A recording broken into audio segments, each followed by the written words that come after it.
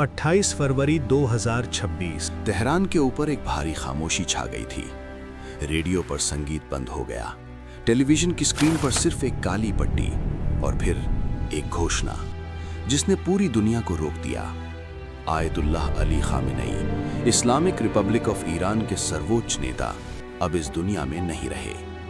86 साल की उम्र में एक ऐसे इंसान ने आखिरी सांस ली जिसने 3 दशकों से ज्यादा समय तक एक पूरे देश की किस्मत अपनी मुट्ठी में रखी, जिसने अमेरिका को चुनौती दी, इजराइल को ललकारा और मध्य पूर्व की राजनीति को अपनी शर्तों पर खेला। लेकिन ये कहानी सिर्फ एक मौत की नहीं है, ये कहानी है उस सफर की जो एक छोटे से शहर मशहद की गलियों से शुरू हुई और दुनिया के सबसे ताकतवर धार्मिक नेताओं में से एक के रूप में खत्म हुई। 19 अप्रैल 1939 ईरान का शहर मशहद। एक मध्यम वर्गीय धार्मिक परिवार में एक बच्चे ने जन्म लिया, सैयद अली हुसैनी खामेनेई। पिता एक मौलवी थे।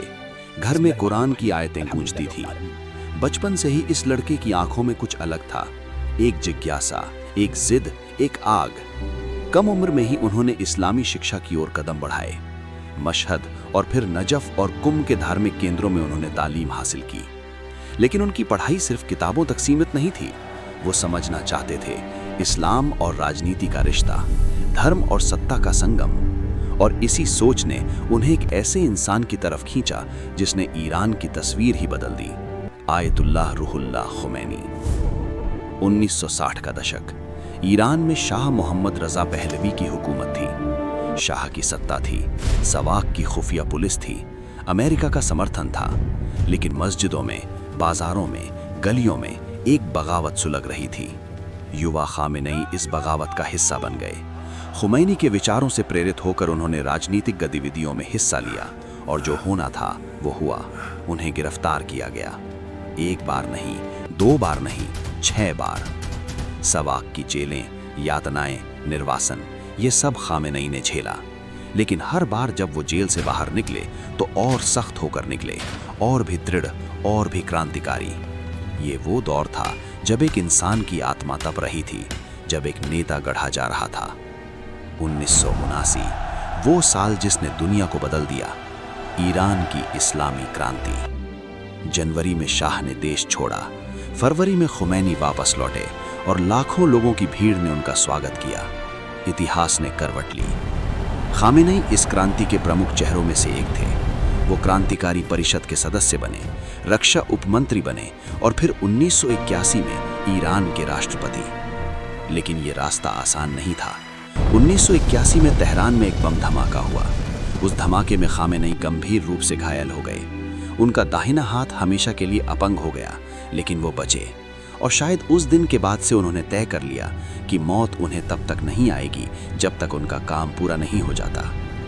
1980 से 1988 ईरान इराक युद्ध।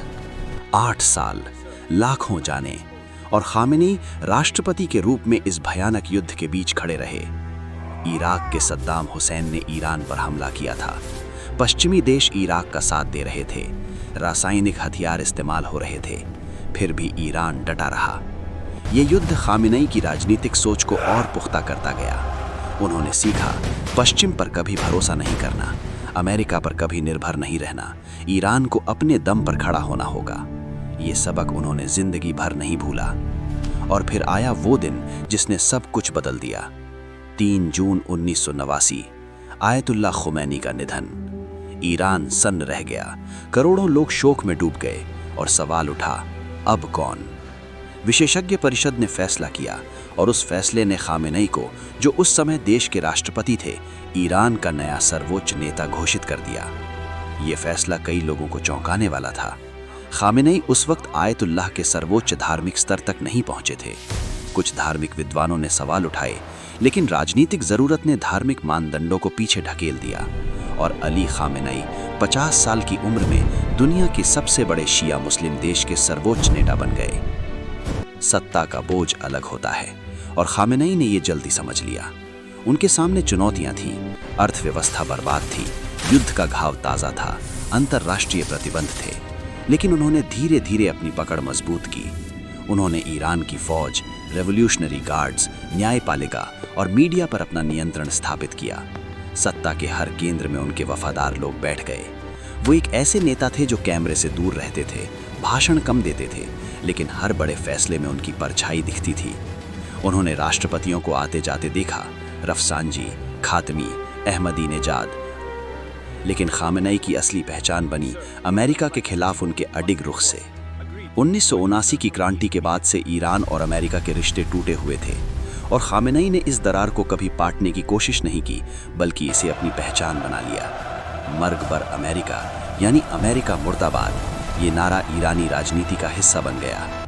2015 में जब ईरान और पश्चिमी देशों के बीच परमाणु समझौता हुआ तो दुनिया ने सोचा शायद अब बातचीत का दौर आएगा, लेकिन 2018 में अमेरिका के राष्ट्रपति डोनाल्ड ट्रंप ने उस समझौते से हाथ खींच लिया। प्रतिबंध फिर लगे और खामेनेई ने कहा, हमने पश्चिम पर भरोसा करने की गलती की थी। ये उनके लिए एक और सबक था और उन्होंने उसे जनता के सामने बेबाकी से कहा। 2020 जनवरी की एक सुबह बगदाद के हवाई अड्डे के पास एक अमेरिकी ड्रोन हमले में ईरानी रेवोल्यूशनरी गार्ड के प्रमुख जनरल कासिम सुलेमानी मारे गए। तेहरान में जब ये खबर पहुंची, खामेनेई रो पड़े। ये एक दुर्लभ दृश्य था, एक ऐसे नेता के आंसू जिसने दशकों तक अपना चेहरा पत्थर की तरह रखा था। सुलेमानी सिर्फ एक जनरल नहीं थे, वो खामेनेई के सबसे भरोसेमंद हथियार थे।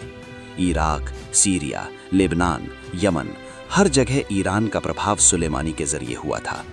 उनकी मौत के बाद खामेनेई ने कहा, बदला लिया जाएगा, और कुछ ही घंटों बाद ईरान ने अमेरिकी ठिकानों पर मिसाइलें दागी।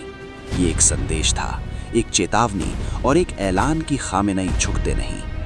लेकिन इतिहास सिर्फ ताकत की कहानी नहीं होता है, वो इंसानी दर्द की भी कहानी होता है। खामेनेई के दौर में ईरान में भी बहुत कुछ हुआ जो दुनिया से छुपाया नहीं जा सका।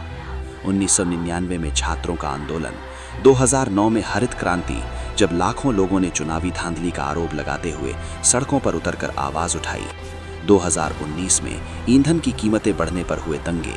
2022 में महसा अमीनी की मौत के बाद पूरे देश में उठी जन जिंदगी आज़ादी की लहर।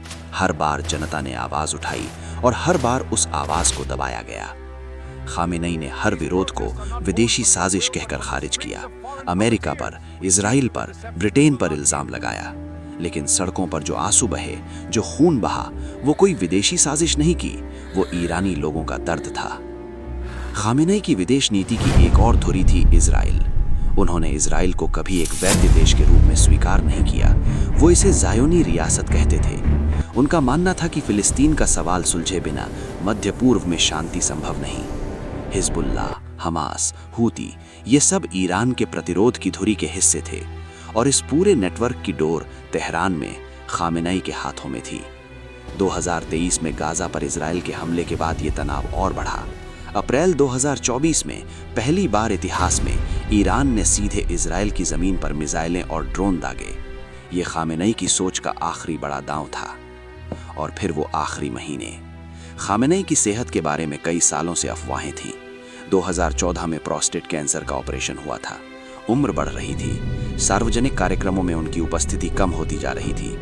2025 के आखिर में वो कम दिखने लगे, उनके बयान कम आने लगे, तेहरान में फुसफुसाहटें बढ़ने लगीं और फिर 28 फरवरी 2026 को सब कुछ खत्म हो गया। तेहरान की सड़कों पर लोग निकले, कुछ रो रहे थे, कुछ चुप थे और कुछ शायद मन ही मन सोच रहे थे, अब क्या होगा। अली खामेनेई, 86 साल की जिंदगी, 35 साल से ज्यादा का शासन। उनके समर्थक कहेंगे वो एक अडिग नेता थे जिन्होंने ईरान को साम्राज्यवाद के सामने झुकने नहीं दिया, जिन्होंने इस्लामी क्रांति की लौ को जलाए रखा। उनके आलोचक कहेंगे वो एक ऐसे शासक थे जिनके दौर में लाखों लोगों की आवाजें दबाई गईं, जिनके राज में महिलाएं, अल्पसंख्यक और असहमत लोगों ने बड़ी कीमत चुकाई। इतिहास दोनों आवाजें सुनेगा। मध्य पूर्व अब एक नए दोराहे पर खड़ा है। ईरान के अंदर उत्तराधिकार का संकट, रेवोल्यूशनरी गार्ड्स, धार्मिक नेता और राजनीतिक गुट सब अपनी अपनी बिसात बिछा रहे हैं। क्षेत्र में एक शक्ति शून्य, हिजबुल्लाह, हूती, हमास सब अपने संरक्षक के जाने के बाद नई दिशा ढूंढ रहे हैं और दुनिया देख रही है, क्या ईरान बदलेगा? क्या क्रांति का ये ढांचा टिका रहेगा या एक युग के अंत के साथ एक नई शुरुआत होगी? ये सवाल आज हवा में तैर रहे हैं और इनका जवाब शायद आने वाले महीने, आने वाले साल देंगे। लेकिन एक बात तय है, अली खामेनेई ने इतिहास में अपनी जगह बना ली। चाहे आप उन्हें नायक माने या खलनायक, उन्हें नज़रअंदाज करना मुमकिन नहीं। वो एक ऐसे दौर के प्रतीक थे जब धर्म और राजनीति एक साथ चलते थे, जब एक इंसान की सोच एक पूरे देश की नियति बन जाती थी। और जब वो गए तो सिर्फ एक इंसान नहीं गया, एक युग गया, एक विचार गया, एक ईरान गया जो दुनिया ने दशकों तक जाना था।